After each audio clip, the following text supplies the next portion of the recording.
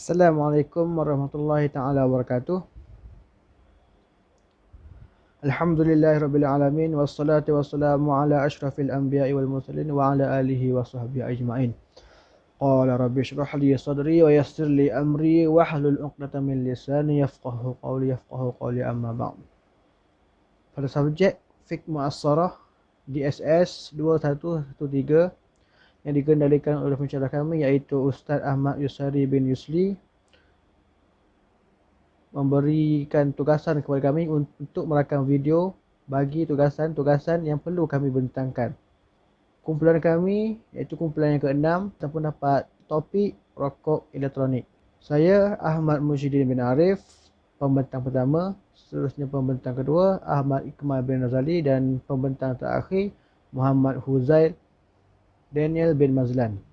Saya sendiri akan berkongsi atau bercerita sedikit sebanyak tentang definisi rokok elektronik itu sendiri dan kesan buruk rokok elektronik. Kesan buruk ini merangkumi diri sendiri dan juga kepada masyarakat amnya. Dan saya pun akan sentuh sedikit tentang cara penyelesaian untuk kita berhenti menghisap rokok elektronik ataupun rokok yang sebenar.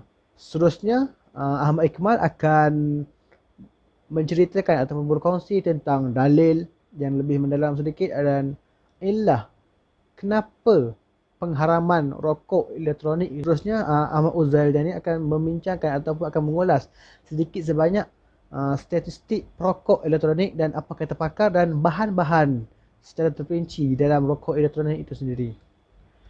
Okey, seterusnya saya ingin masuk ke topik saya.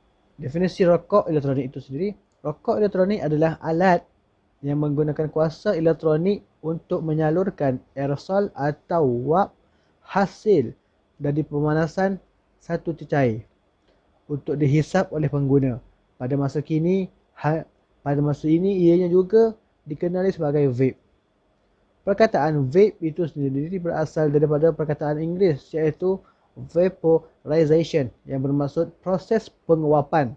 Ianya juga merujuk kepada vaporizer iaitu alat yang digunakan untuk menghisap ganja, tembakau dan campuran rokok yang lain. Kamus Oxford telah mengeluarkan definisi vape itu sendiri iaitu perbuatan menyedut dan menghembuskan wap yang dihasilkan oleh rokok elektronik atau peranti yang seumpamanya. Okey, kesan buruk rokok elektronik ataupun vape, dia mengandungi kandungan utama cecair rokok elektronik itu sendiri terdiri daripada 4 kandungan. Kandungan yang pertama nikotin, yang kedua propylene glycol, dan yang ketiga glycerin sayuran, dan keempat bahan perasa dan pewarna. Apa itu nikotin? Nikotin adalah racun terkawal di bawah Akta 1952. Nikotin ini juga menyebabkan ketagihan. Dia menyerap ke dalam salur darah, mengalir ke otak dan merangsang penghasilan dopamin. Rangsangan dopamin ini akan menyebabkan perasaan keterujaan. Okey. Contoh bahan perangsang yang boleh kita guna, kafein dalam kopi. Kafein itu juga adalah satu bahan perangsang yang itu dibenarkan.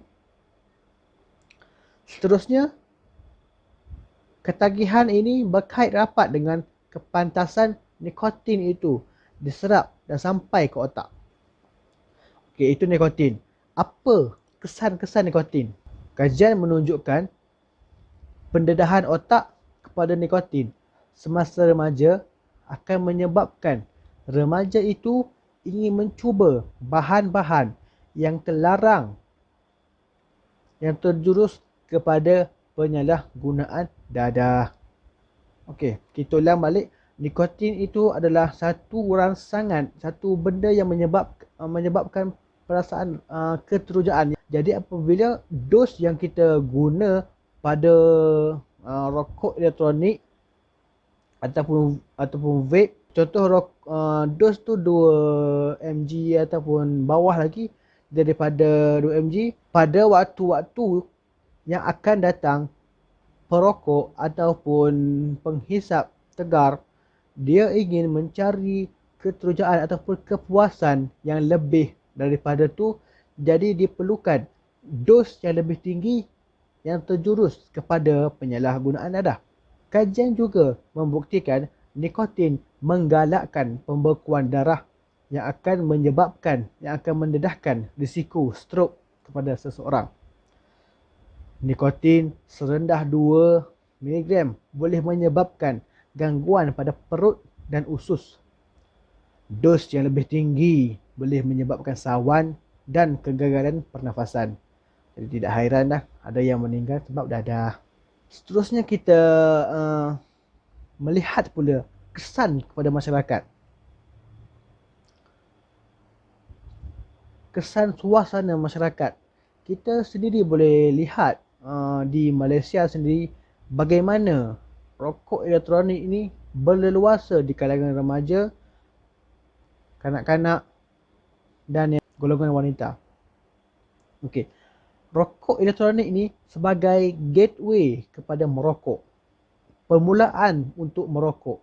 Yang kedua, meningkatkan risiko. Bukan perokok menjadi perokok. Dan yang ketiga, merupakan daya tarikan bagi golongan kanak-kanak dan remaja untuk memulakan tabiat merokok. Golongan wanita juga tidak ketinggalan untuk mencuba amalan vaping itu sendiri. Kenapa? Kerana mereka merasakan vape ini lebih baik daripada rokok. Tidak semestinya benda yang lebih baik pada sesuatu yang mudarat itu adalah baik. Seterusnya, betul ke dengan kita isap vape itu boleh mengurangkan ketagihan merokok? Kerana kebanyakan penghisap-penghisap vape, mereka memberi alasan untuk meninggalkan tabiat merokok. Tetapi selepas itu, kebanyakannya menjadi dual user. Rokok betul pun dia hisap, vape pun dia hisap. Dan tiada bukti saintifik keberkesanan rokok elektronik itu untuk para rokok tegar untuk menghenti ketagihan rokok. Seterusnya, saya ingin berkongsi daripada search di internet penyelesaian yang boleh kita lakukan, yang boleh perokok tegar lakukan untuk berhenti merokok selain daripada menghisap vape. Mereka juga boleh mencari alternatif lain. Contohnya macam tampalan nikotin. Apabila kita berjumpa dengan doktor, dia akan bagi tampalan nikotin itu sendiri. Dan dia akan melihat perkembangan kita dari semasa ke semasa. Yang pertama tu lah, dapat nasihat pakar. Dan yang kedua, saya kemukakan 5 langkah untuk berhenti merokok. Yang pertamanya, mempunyai perancangan. Untuk kita mempunyai perancangan, kita perlu tetapkan tarikh untuk kita berhenti dan kita perlu ada big why. Kenapa kita ingin berhenti merokok? Contoh, kawan saya, dia dulu memang perokok tegar. Alhamdulillah dia dah berhenti merokok. Kerana dia punya big why adalah kerana beliau sendiri ada anak. Dan dia tak mahu anak dia menghirup udara asap rokok dia. Dan pada mudanya memang agak susah untuk dia berhenti secara mengejut. Dan dia macam perlahan-perlahan. Itu adalah dia punya big why.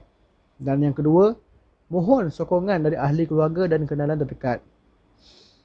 Dan yang ketiga, kekalkan sibuk. Yang keempat, elakkan pencetus merokok. Dan yang kelima, bagilah penghargaan pada diri sendiri. Contoh macam satu hari tu kita boleh tinggalkan rokok. Jadi kita keluar berjalan-jalan dan sebagainya lah. Okey, itu sahaja daripada saya. Dan saya akan serahkan kepada Ahmad Ikmal untuk beliau kupaskan ataupun huraikan dalil yang menyebabkan hukum rokok elektronik itu diguna pakai. Okey. Yang baik itu datang daripada Allah, yang kurang itu datang daripada kelemahan diri saya sendiri. Sekian, itu sahaja saya punya perkongsian. Harap dapat manfaat. Wabillahi taufiq wal hidayah. Assalamualaikum warahmatullahi taala wabarakatuh. Bismillahirrahmanirrahim. Assalamualaikum warahmatullahi wabarakatuh. Pertama sekalinya saya ingin perkenalkan diri saya. Nama saya Ahmad Ikmal bin Razali. Nombor bateri M101803402. Saya seorang pelajar diploma penyanyi Islam semester yang kelima. Saya mendapat tugasan untuk mencari dalil-dalil yang berkaitan dengan menghisap rokok elektronik ini dan fatwa ulama terhadap terhadap vape ini, dan juga ilah-ilah yang menyebabkan rokok ini dijatuhkan hukum haram kepadanya. Jadi kita masuk kepada perbahasan yang pertama berkaitan dengan dalil. Di dalam surah Al-Baqarah ayat ke 195 kan, mana Allah mengatakan wala tulqu biaidikum ila tahlukah wa ahsinu innallaha yuhibbul muhsinin. Dan janganlah kamu mencapakkan diri kamu ke dalam kebinasaan, iaitu di dalam bahaya kebinasaan. Allah kata berbuat baiklah, sesungguhnya Allah itu menyukai orang-orang yang berbuat kebaikan. Jadi ayat ini menjadi dalil kepada diharamkan rokok elektronik. Ayat ini, walaupun ayat ini didatangkan secara umum kepada kita, yang mana secara umum ia menerangkan tentang, yang melarang tentang satu perkara yang boleh memudaratkan diri kita, yang melarang kita meletakkan diri kita dalam satu perkara yang boleh menyebabkan mudarat. Dan walaupun ayat ini secara khususnya sebab penurunan ayat ini ia berkaitan dengan infak fi sabilillah, tetapi ayat ini boleh, keumuman ayat ini boleh diambil, dijadikan sebagai pengajaran. Hal ini sebagaimana yang telah dijelaskan oleh Al-Imam Syaukani, yang mana beliau mengatakan bahawa al-haqqu anna al-i'tibara bi'umumil lafzi la bi khususis sababi, fa kullu ma sadaqa alaihi annahu tahlukah fi dini wa dunya wa huwa dakhilun fi hadha. Pengajaran itu diambil daripada keumuman lafaz sesuatu ayat, bukan daripada sebab penurunan sesuatu ayat secara khusus. Maka setiap perkara yang berkaitan dengan kebinasaan, berkaitan dengan kemudaratan terhadap, sama ada terhadap agama ataupun terhadap dunia, maka ia termasuk di dalam ayat ini. Dalil yang kedua, Allah Subhanahu wa taala berfirman di dalam surah An-Nisa ayat ke-29, yang mana Allah mengatakan wala taqtulu anfusakum, dan janganlah kamu membunuh diri kamu. Nak menjelaskan kepada kita bahawa kita dilarang untuk melakukan satu perkara yang boleh menyebabkan diri kita ini mudarat, kan? Sama ada terhadap yang mana mudarat itu berlaku disebabkan dengan diri kita ataupun disebabkan dengan perkara lain. Jadi ini dalil, dan dua dalil Al-Quran yang dijadikan sebagai dijadikan sebagai hujjah ataupun sebagai dalil kepada hukum menghisap rokok elektronik, kan? Yang mana kemudian kita pergi pula kepada hadis yang mana Nabi sallallahu alaihi wasallam bersabda, Nabi mengatakan wa man tahassa summa faqatala nafsahu fasummuhu fi yadihi yatahassahu fi nari jahannam khalidan fiha abada. Maksudnya sesungguhnya sesiapa yang sesiapa yang meneguk racun lalu membunuh dirinya, maka racunnya akan sentiasa di tangannya sambil dia meneguknya dalam neraka jahanam, dan perkara itu berkekal selama-lamanya. Jadi hadis ini lagi jelas menerangkan, menunjukkan kepada kita bahawa kita tidak boleh melakukan satu perkara yang boleh mendatangkan mudarat kepada kita. Bahkan dalam hadis ini Nabi memberi ancaman kepada kita tentang perbuatan tersebut. Bahkan sekiranya kita melakukan satu perkara yang boleh memudaratkan diri di neraka nanti, Allah SWT akan mendatangkan mudarat yang sama, dan kita akan melakukan perkara mudarat tersebut di dalam neraka, dan perkara itu berkekal selama-lamanya. Wa ya na'udzubillah. Kan? Kemudian ada hadis yang kedua yang juga dijadikan sebagai dalil pengharaman rokok elektronik, yang mana hadis Nabi SAW mengatakan la darara wa la dirar, yakni tidak ada mudarat dan tidak boleh memudaratkan, kan? Jadi hadis ini juga menyatakan bahawa tidak boleh kita membahayakan diri kita atau memberi mudarat kepada orang lain. Bahkan hadis ini dijadikan sebagai salah satu kaedah fiqh, yang mana kaedah itu menyatakan bahawa menyatakan satu hukum, yang mana hukum kita tidak boleh untuk mendatangkan mudarat ataupun memberi mudarat, sama ada terhadap kehormatan, terhadap jiwa ataupun harta seseorang. Sekarang kita pergi kepada fatwa ulama. Berdasarkan apa yang saya cari di internet, kan, sebab dia perkara yang vape ni dia perkara yang contemporary, kan, so dia tidak banyak didapati di dalam buku-buku yang ditulis oleh para ulama, kan. Jadi saya pergi kepada laman web Mufti Persekutuan, yang mana di dalam laman web mereka menyatakan bahawa mereka menukilkan fatwa daripada Majlis Muzaharah Khas Fatwa Kebangsaan pada 2015 memutuskan bahawa menghisap vape adalah haram. Jadi berdasarkan kepada fatwa tersebut, Irsyadul Fatwa Majlis Irsyadul Fatwa Mufti Persekutuan juga menyokong pendapat tersebut, dan mereka juga berpendapat bahawa menghisap vape adalah haram, kan.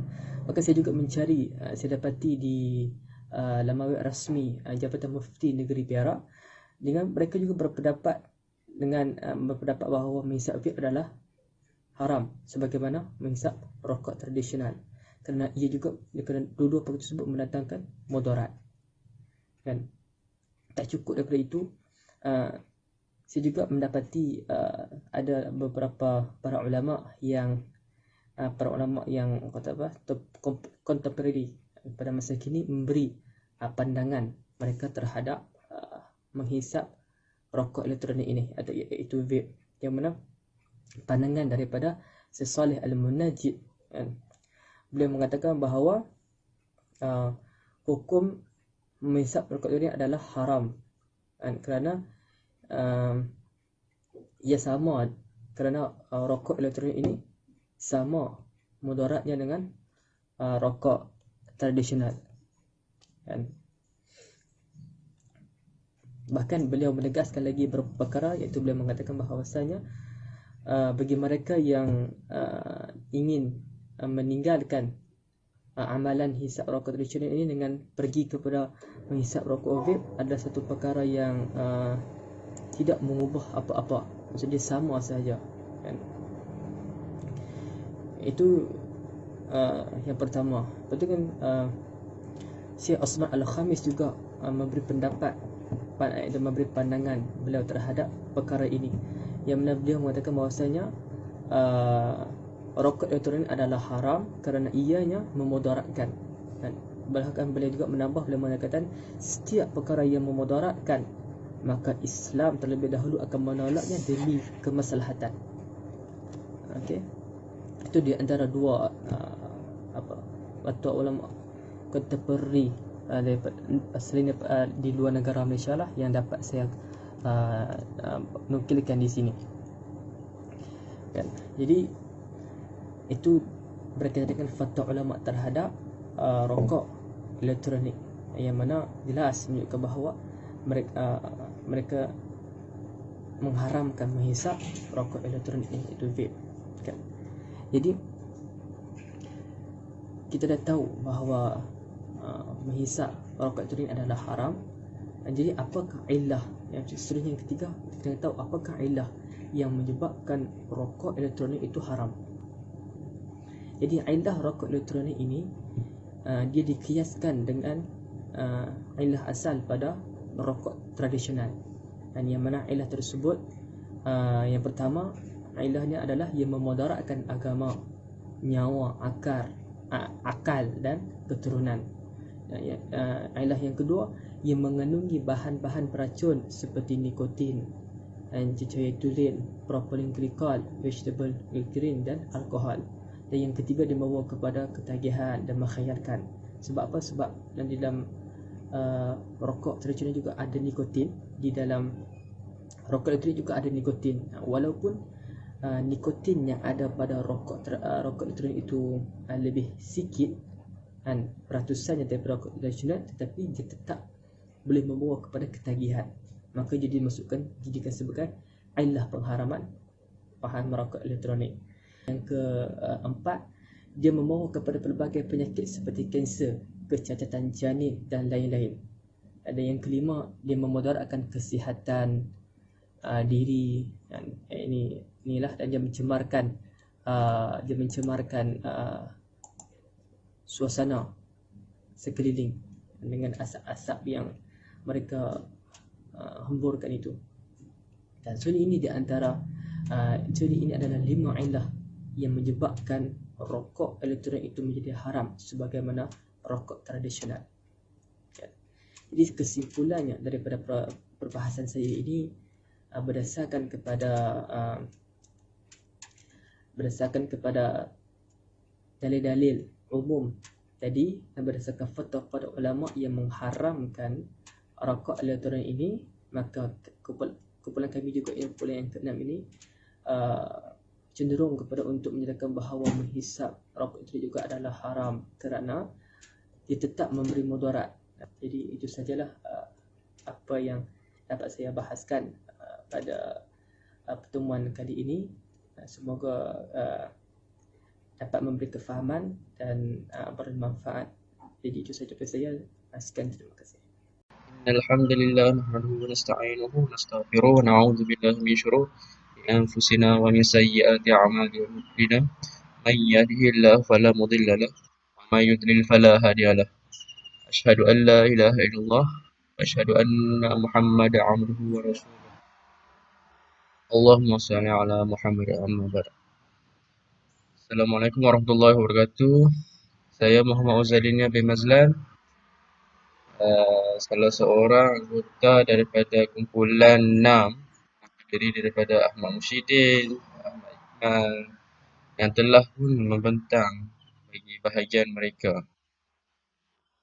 Yang dihormati pensyarah kuis, pensyarah fiqh muasarah di SS 2113, iaitu Ustaz Ahmad Yusairi bin Yusli. Ahlan wa sahlan Ustaz Ahmad ke kuis. Yang pertama adalah statistik perokok. Yang kedua adalah bahan-bahannya. Yang ketiga adalah apa kata pakar kesihatan. Topik yang pertama adalah statistik perokok elektronik. Dapatan kajian yang saya telah perolehi adalah statistik perokok elektronik yang terbahagi kepada beberapa kategori. Yang pertama, kategori pertama adalah dari segi bangsa, iaitu Melayu mendominasi carta peratusan bagi statistik perokok elektronik, iaitu sebanyak 78.3%. Yang selebihnya adalah China, India. China adalah 7.2%, India 4%, dan selebihnya adalah lain-lain. Yang seterusnya adalah dari segi jantina. Lelaki telah mendominasi peratusan rokok elektronik banyak 90.5%, dan selebihnya adalah perempuan. Hal ini sangat membimbangkan kerana lelaki itu banyak sekali yang terlibat dalam rokok elektronik. Contohnya dari segi asal usul, bandar 53.9%, dan 23.3% dari bandar besar, 19.3% dari luar bandar, dan 2.4% dari felda atau tanah rancangan. Ini statistik perokok elektronik dari segi beberapa kategori yang terbahagi pada bangsa, jantina dan tempat asal usul. Seterusnya adalah kita akan pergi kepada case study. Case study yang saya peroleh dari Keratan Akbar iaitu The Star, seorang budak lelaki yang baru sahaja berumur 11 tahun iaitu darjah 5 telah pun berjinak-jinak dalam rancah rokok elektronik ini melalui abangnya sendiri iaitu abangnya yang berumur 14 tahun. Tingkatan 2 telah memperkenalkan rokok elektronik ini kepadanya iaitu adiknya. Hal ini sangat membimbangkan kerana bahkan kanak-kanak yang berumur 11 tahun pun terlibat dengan merokok elektronik ini. Kerana merokok elektronik ini sangat-sangat bahaya yang kita akan bincangkan selepas ini dari segi bahan-bahannya. InsyaAllah saya akan menerangkan bahan-bahannya. Seterusnya, kita akan pergi kepada bahan-bahan iaitu subtopik saya yang kedua, bahan-bahan dalam uh, rokok elektronik itu sendiri. Bahan-bahan ini terdiri daripada 4 bahan-bahan iaitu yang pertama adalah nikotin, yang kedua adalah propylene glikol, ketiga adalah gliserin sayuran, dan yang terakhir bahan perasa dan pewarna. Nikotin ini sangat bahaya kerana kajian daripada KKM iaitu Kementerian Kesihatan Malaysia telah membuktikan nikotin ini menggalakkan pembekuan darah. Nikotin ini juga menyerap masuk ke plasenta ibu mengandung dan mengganggu proses perkembangan bayi di dalam kandungan. Ini kita boleh dapati daripada page ataupun PDF yang KKM telah publish dalam internet. Okey, seterusnya bahan kimia yang lain adalah propylene glikol. Kesan-kesampingannya amat bahaya kepada kita, memudaratkan kepada kesihatan. Dia akan iritasi kepada mata, gangguan kepada mata, tekak dan saluran pernafasan. Pada jangka panjang, iritasi kepada sistem pernafasan dan menyebabkan penyakit asma. Seterusnya adalah gliserin, menyebabkan iritasi kepada lapisan kulit dan mata. Penggunaan yang berulang dan berpanjangan boleh mengakibatkan kerosakan pada organ dalaman. Ini adalah gliserin. Okey, seterusnya bahan kimia yang keempat adalah bahan perasa. Ia mampu membunuh sel iaitu sel paru-paru, otak dan lapisan kulit. Topik saya seterusnya iaitu apa kata pakar? Ini pakar kesihatan. Yang pertama adalah tiada bukti saintifik pun tentang keberkesanan rokok elektronik untuk berhenti merokok. Ini adalah mitos yang sering kali kita dengar daripada masyarakat yang kononnya rokok elektronik mampu memberhentikan merokok. Ini adalah salah sama sekali. Yang kedua adalah boleh mendatangkan kemudaratan kepada kesihatan pengguna dan orang di sekeliling. Yang kita telah membincang dari segi bahan-bahan kimia, kita dapati ia sangat-sangat memudaratkan kepada kesihatan tubuh badan pengguna itu sendiri dan orang di sekeliling. Ini rokok elektrik sangat-sangat bahaya kepada kesihatan. Dan seterusnya meningkatkan risiko merokok di kalangan bukan merokok kanak-kanak dan remaja serta menggugat denormalisation budaya merokok di Malaysia. Kes tadi yang saya telah bawakan tadi telah pun bukti bahawa terdapat kanak-kanak sudah pun terlibat dengan rokok elektronik ini. Ini sangat membimbangkan kepada kita masyarakat Malaysia, terutamanya pada golongan remaja. Okey, yang terakhir sekali adalah kesimpulan. Kami dapat simpulkan daripada topik besar ini mengenai hukum rokok elektronik adalah kesimpulan yang pertama adalah rokok elektronik ini sangat bahaya dan memudaratkan kesihatan. Telah bincangkan yang ia sangat bahaya yang terdiri daripada 4 bahan kimia iaitu nikotin, propylene glikol, gliserin dan bahan perasa. Seterusnya, hukumnya adalah haram sebagaimana muzakarah khas Jawatan Kuasa Fatwa pada tahun 2015. Juga daripada Fatwa Jawatan Mufti Negeri Perak, Irsyad Al-Fatwa Mufti Wilayah Persekutuan. Sebagaimana daripada dalil Al-Quran itu sendiri, iaitu wala tulqu bi aydikum ila tahlukati wa ahsinu. Dan janganlah mencapak diri kamu kepada kebinasaan dan berbuat kebaikanlah. Dan dalil daripada hadis lain, iaitu la darara wa la dirar. Janganlah memudaratkan dan melakukan kemudaratan dan memudaratkan. Dan seterusnya adalah yang ketiga adalah bukan penyelesaian bagi masalah ketagihan rokok. Ini pun kita telah sentuh tadi. Tiada bukti saintifik mengatakan yang merokok elektronik ini mampu berhenti untuk merokok sebelum ini. Ia hanyalah mitos semata-mata. Seterusnya, membazir. Membazir kita dapati dia akan terlibat ataupun terkait dengan membazir masa dan juga membazir duit. Dari segi masa, kita boleh menggunakan masa yang manfaat untuk melakukan perkara-perkara yang berfaedah. Kita tidak perlu membuang masa untuk rokok elektronik kerana masa itu sangat penting untuk kita boleh mengkaji, boleh membaca, cari ilmu dan sebagainya. Dan seterusnya, membazir dari segi duit. Rokok elektronik ini harga bagi satu rokok elektronik ini sekitar RM30, RM40. Ini yang biasa. Malahan ada yang sampai mencecah ratusan ringgit. Ia sangat membazir kepada duit kerana min husni Islam mar'i tarkuhu ma la ya'nihi. Kerana petanda baik seseorang Islam itu adalah meninggalkan perkara yang tidak ada kaitan dengannya, meninggalkan perkara yang tidak ada manfaat dengannya. Ini adalah membazir. Yang seterusnya adalah boleh mengurangkan ketagihan dengan amalkan cara 10M.